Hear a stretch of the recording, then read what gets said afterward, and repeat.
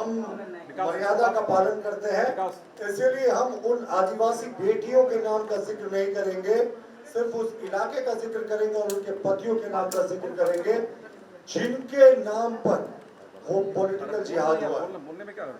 उम्मेद अली अंसारी ने अपनी पत्नी को एक राष्ट्रीय दल से उम्मीदवार बना डाला था।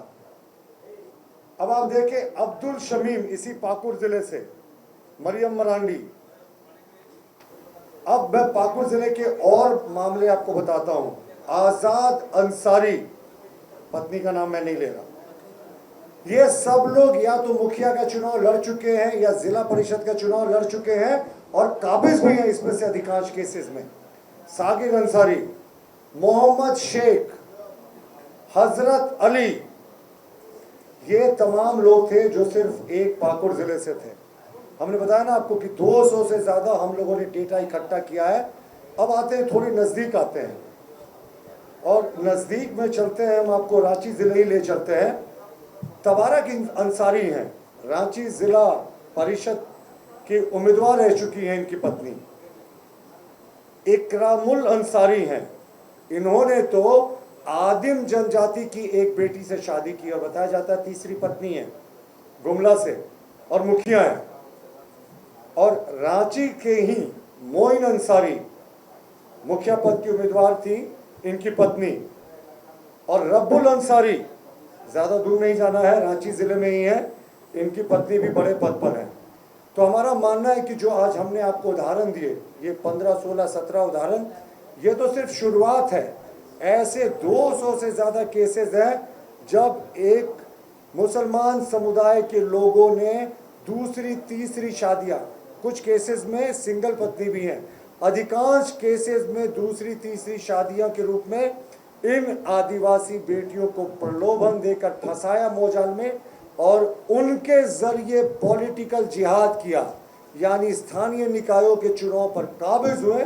और सिर्फ स्थानीय निकाय नहीं, इनका मन तो इतना बढ़ गया कि इन्होंने पिछले बार राजमहल से भी कोशिश कर ली। इस बार भी राजमहल से एक जो प्रत्याशी लड़ रहे हैं, उनके पति जो है वो मुस्लिम है और वो भी उनकी दूसरी पत्नी बताई जाती है।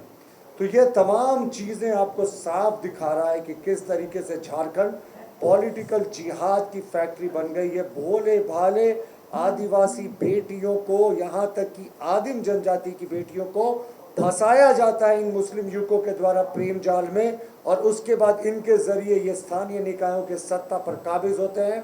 तो लैंड जिहाद, लव जिहाद, वोट जिहाद के बाद अब ये पॉलिटिकल जिहाद था। ऐसे बहुत सारे उदाहरण हम आपको समय समय पर देते रहेंगे। हमने बताया ना कि 200 से ज्यादा ऐसे उदाहरण इस पूरे प्रदेश में इस 4.5 वर्षों के दरमियान में, जब से हेमंत सोरेन सरकार में थे। दूसरी बात मैं आपको बताता हूं कि जहांगीर आलम का नाम तो हमने सबने सुना, आलमगीर आलम के कॉन्टेक्स्ट में। जहांगीर आलम उनका नौकर था, ये हम सब जानते हैं। अब जहांगीर आलम द सेकंड, ये जहांगीर आलम द सेकंड के बारे में आज मैं आपको बताऊंगा। आलमगीर आलम के सगे भाई हैं जहांगीर आलम। ये ढाका में रहते हैं पिछले 35-36 वर्षों से। अरबपति बताए जाते हैं, उनकी राइस की मिलें हैं, दवा की कंपनीज हैं, बहुत बड़े इंडस्ट्रीज बताए जाते हैं जहांगीर आलम। और कोई चचेरे ममेरे भाई नहीं, सगे भाई आलमगीर आलम का। और 1990 के दशक में जब आलमगीर आलम साहब का राजनीतिक उदय होना शुरू हुआ तो ये परमानेंटली लगता है बांग्लादेश शिफ्ट कर गए। तो इनका राजनीतिक उदय और इनके भाई जहांगीर आलम का बांग्लादेश शिफ्ट होना और देखते देखते जीरो से हीरो बन जाना, एक बड़ा इंडस्ट्रीज बन जाना, कहीं यहाँ भी तो घालमेल नहीं है। हम ईडी से मांग करते हैं कि जो वो इंडस्ट्रीज बन गए 25-30 वर्ष में, देखते देखते अरबपति बन गए, करोड़पति भी नहीं, इस पूरे मामले में कहीं आलमगीर आलम का पैसा तो नहीं लगा। इसकी भी गहनता से जांच होनी चाहिए। जहांगीर आलम नौकर की तो जांच चल रही है, पर जहांगीर आलम भ्राताश्री की भी जांच होनी चाहिए, तभी दूध का दूध और पानी का पानी होगा। के पास बड़े इंडस्ट्रियलिस्ट हैं और इनका उदय और उनका पैसे का उदय एक साथ होता है।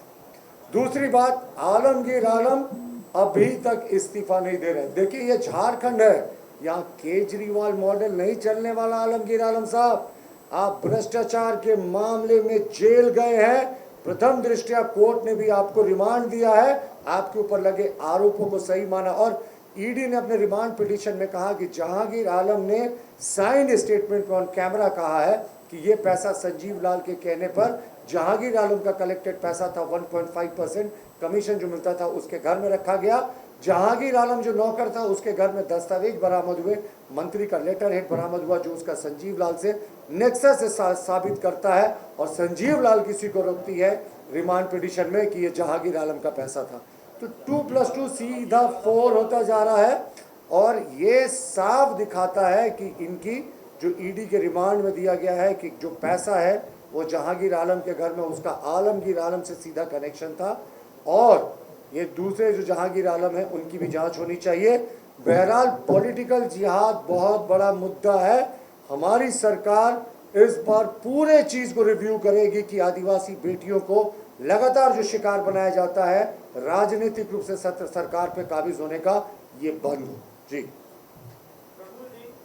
जिसको आप पॉलिटिकल जिहाद का मामला बता रहे हैं, क्या ये जो आदिवासी महिलाएं हैं कहीं इन्होंने कंप्लेन दर्ज किया है इस मामले को लेकर कि हमें जबरदस्ती फंसाया गया या कुछ है, या ये डाटा का सोर्स क्या है, क्या थानों से लिया गया है ये डाटा? ये डाटा आप चेक कर सकते हैं। मैंने जितने नाम आपको बोले ये सब उनकी पत्नियां हैं और ये पॉलिटिकल जिहाद कैसा, देखिए सबसे पहले क्या होता है कि ये माना जाता है कि अगर कोई शादी कर रहा है तो उसके धर्म में वो परिवर्तन कराता है। बड़े कन्वीनियंटली इनको धर्म परिवर्तन नहीं कराया गया, इनको ट्राइबल रहने दिया गया, इनको चुनाव लड़ने दिया गया। और डेटा की जहाँ तक बात है ना तो इंतज़ार कीजिए, हमारे आज प्रेस कॉन्फ्रेंस के बाद कई सारी बहनें जिनसे हमने संपर्क किया वो भी इसकी खिलाफत कर रही हैं क्योंकि कोई दूसरी और तीसरी पत्नी का दर्जा सिर्फ पॉलिटिकल पावर पे पॉलिटिकल जिहाद करने के लिए करे तो ये उनको भी मंजूर नहीं। कुछ केसेस में सिंगल मैरिजेस भी हैं पर अधिकांश केसेस में ऐसे मामले हैं। इंतजार कीजिए साहब, पूरी विस्तृत रिपोर्ट भी हम आपको देंगे। जी आपको कैसे पता कि ये मैलिशियस इंटेंशन के तहत ये शादियां हो रही हैं? पर हिंदू युवक जो है मुस्लिम लड़कियों की शादी करते हैं तो उसको क्या करेंगे? आपको कैसे पता कि ये मैलिशियस इंटेंशन से शादियां नहीं हुई? हमने आज आपके सामने तथ्य रखा, उन आदिवासी बेटियों का नाम नहीं लिया लेकिन बहुत सारे भुक्तभोगियों से हमारा संपर्क हुआ जब इस दौरान तो उन्होंने कहा कि भाई हमें तो पता ही नहीं था, हमें तो लगा था हम अकेली शादी होंगे उनकी, लेकिन एक पत्नी पहले से थी और हमारा प्रयोग किया गया मुखिया बनाने के लिए, पार्षद बनाने के लिए। इंतज़ार कीजिए, आज के बाद बहुत सारे नए नए मामले इस तरह के आपके पास आएंगे। सवाल तो यही है कि ये प्रेस कॉन्फ्रेंस में क्यों आया, उनका कंप्लेंट सामने क्यों नहीं इससे पहले? ये हम डेटा आपकी मंशा पर उठेगा कि आपकी प्रेस कॉन्फ्रेंस बाद वो आप ही कांटेक्ट कर रहे हैं? नहीं, हमने कांटेक्ट किया जब ये सब जानने के बाद हमने ये कांटेक्ट किया, उनसे कांटेक्ट करके जानना चाहा तब सारी बातें आई।